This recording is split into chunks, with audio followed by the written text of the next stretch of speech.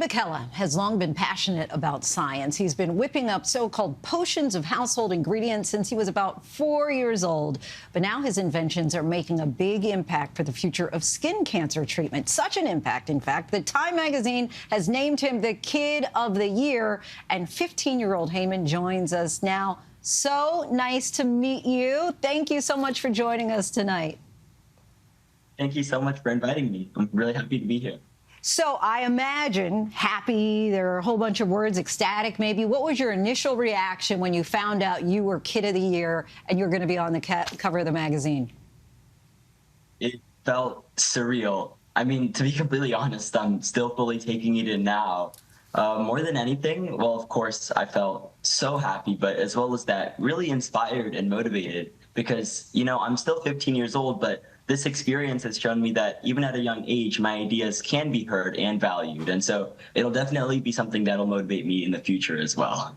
And so when you were 4 years old, a lot of kids are playing with, you know, trucks or Legos. What made you decide playing with different ingredients? I mean, you know, the initial curiosity that I had starting at a very young age, I guess just stemmed from, again, like that childhood curiosity, wanting to test different things out.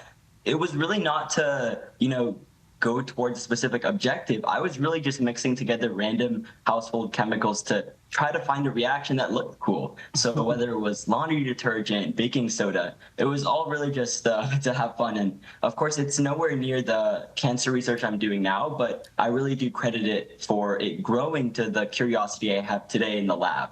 And you mentioned that cancer research, for people who need skin cancer treatment in particular, costs usually run in the tens of thousands of dollars. But you have a novel idea to make treatments for skin cancer more accessible. Explain.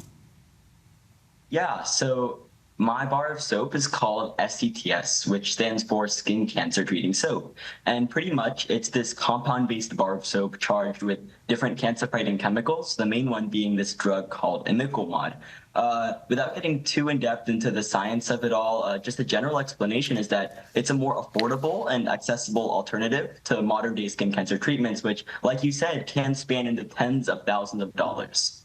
The 3M Company and Discovery Education were blown away by your idea and selected you for the Young Scientist Challenge. That's, of course, an honor in itself, but it also awarded you with a $25,000 prize. What do you plan on doing with the prize money?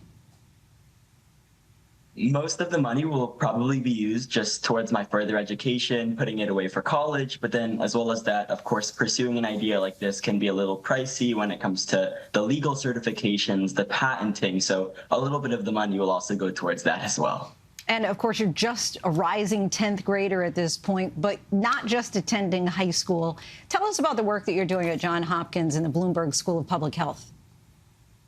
So this past summer, I spent pretty much every weekday down in Baltimore working at the Bloomberg School of Public Health alongside the Rebecca Lab, where I was injecting mice with skin cancer, testing the bar of soap on the mice, collecting data, analyzing the results. So I've been doing a lot of work just towards progressing the bar of soap, starting to find some more statistical validation with the mice models and, you know, just overall pushing towards acquiring FDA certification one day. And what has this experience working in the lab with other scientists taught you? It's taught me so many different things. One example I could give is really just that initial curiosity that I had when I was younger, how to apply that in a more professional manner now. I'm not just mixing together household chemicals. Now I'm working with actual substances that can have an impact on other people's lives. And so really learning how to stay curious in a lab environment and always, always, always continue to use that curiosity to help others. And as you know, the process of testing a product like this and then eventually getting it through FDA approval could take maybe a decade. Does that discourage you in any way?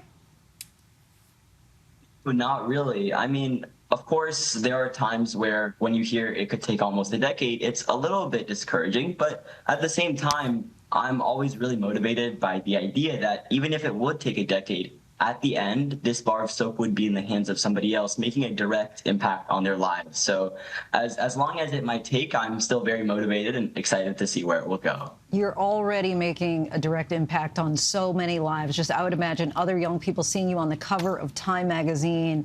So proud of what you're doing, Heman. Continued success. All the best to you. Thank you so much for coming on the show.